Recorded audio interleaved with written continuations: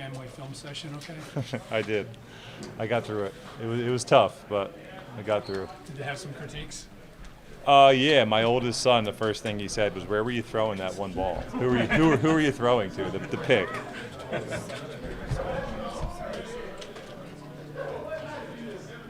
Joseph, from a health standpoint, I mean, I don't know if you were sore on Monday or what have you, but is it kind of helped that you hadn't played in a long time in terms of being able then to make it through the drive Yeah, here? I'm sure at this point, like, that I ultimately feel a little bit more fresh than most guys do.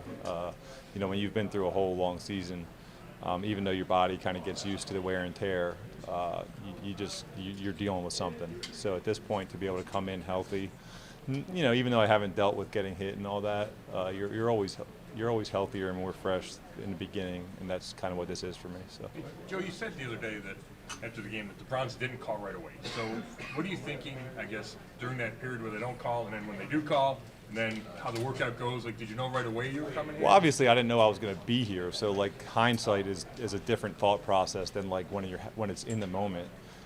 I don't think it was really no different Monday, Tuesday, Wednesday than I had been doing, because I hadn't gotten a call to that point and just hadn't, you know what I'm saying? Like, so now to look back and say, okay, I didn't come out here till Friday to work out and stuff like that. I don't know. It's tough to explain just the difference. I really wasn't thinking much of it though. Did you watch every week here before you arrived? The question was who's playing quarterback this week for various reasons. That's been established, I guess, now after the game.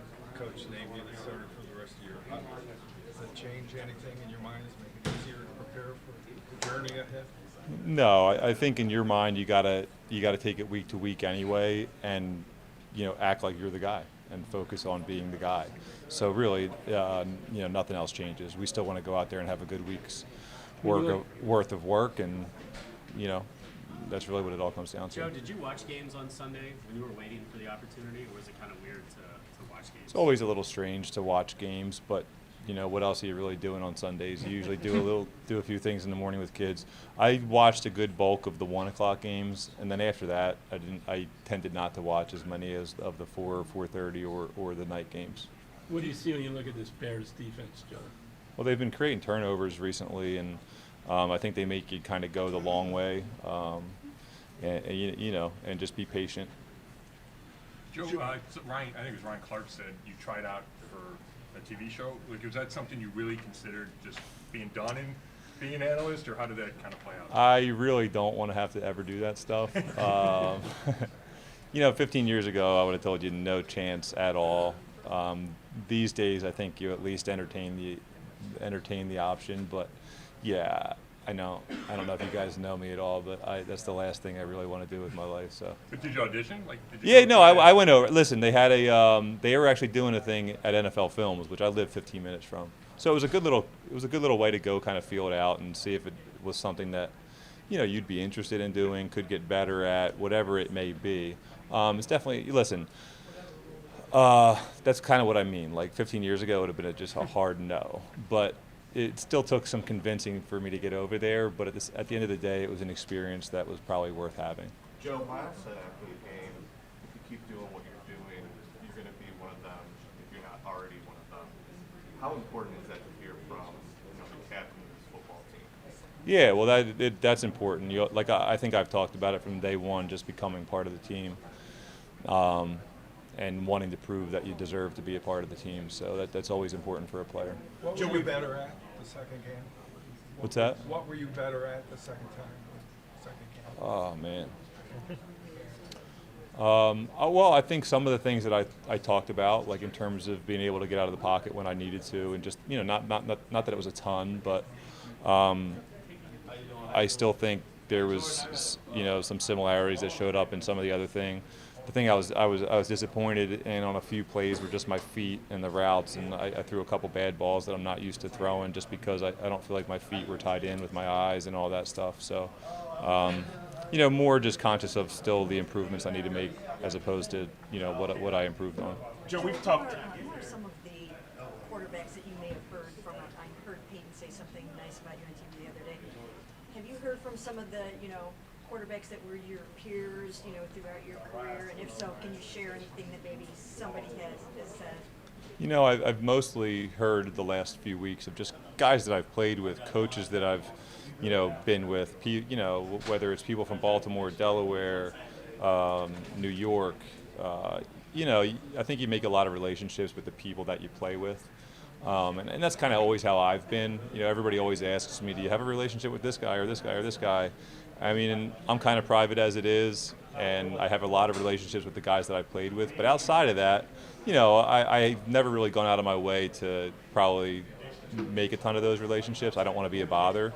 But I've mostly, like I said, heard from the people that I've played with and the coaches that I've had in the past and all that. And it's been fun, obviously. Joe, we've talked about how fast this all happened. If we'd have told you 89 passes in the first 2 games, would you have thought that was coming?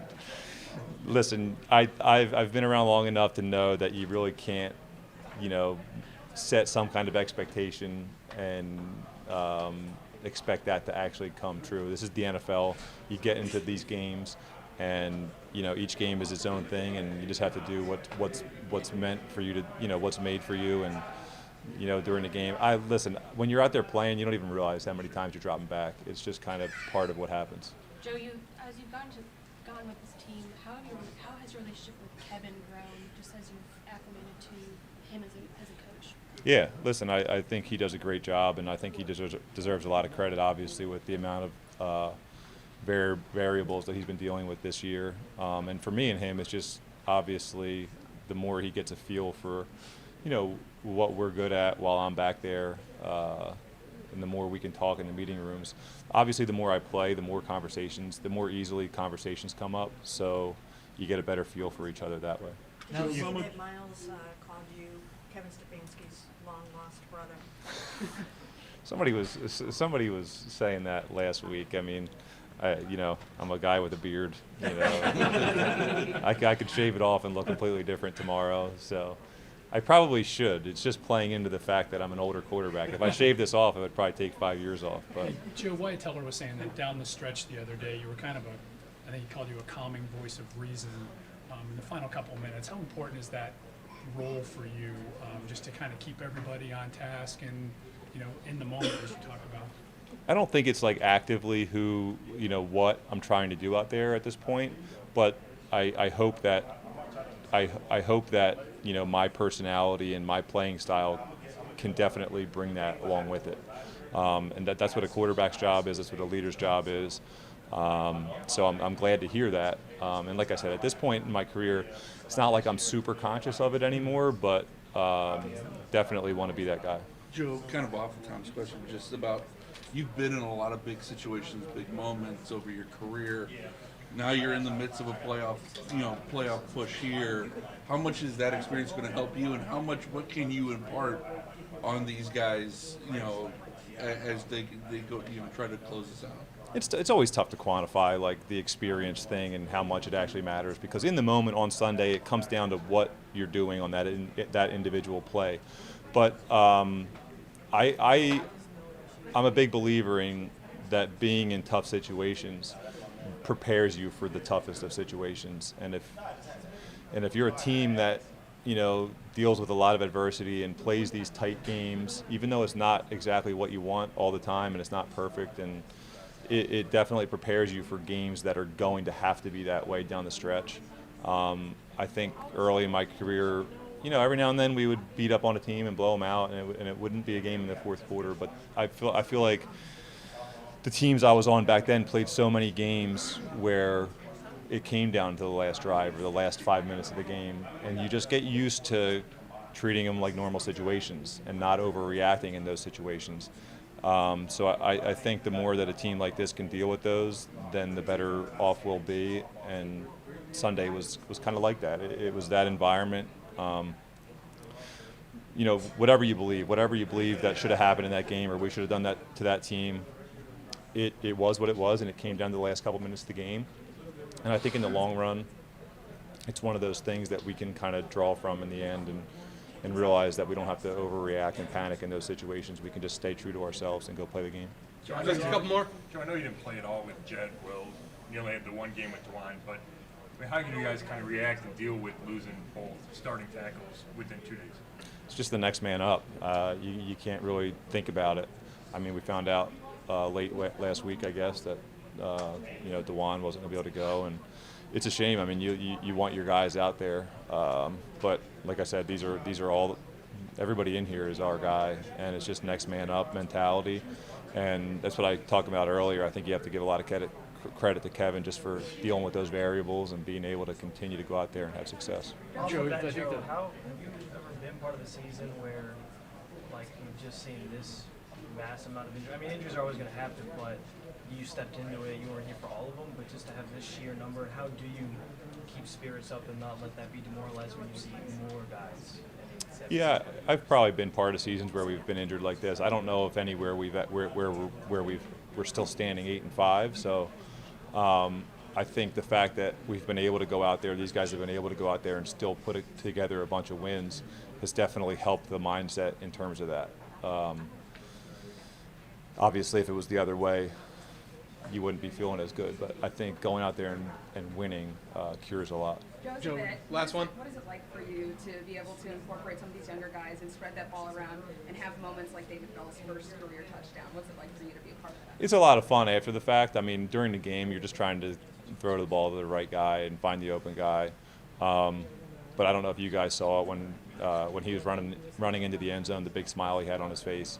At the end of the day, that's really what it's all about. It's about going out there and having fun and competing and enjoying the process of it all. So definitely really cool to see that. Joe, can I squeeze all right, one thanks more? guys. Joe, I'm sorry. I'm just curious. Now that you're back out there, have you given any thoughts how much longer you want to do this? Not specifically. I don't know if I've ever. I think probably early on, people would ask me, how long do you want to play? And you probably say 15 years or something. But at this point, I don't really want to put a number on anything. I just want to go out there and play my best and then see where that goes. I think I've been in enough situations now to realize that it may or may not be up to me. So you just got to go out there and play and don't take anything for granted. Thanks, Joe. Thank you, Joe. Thanks, Joe.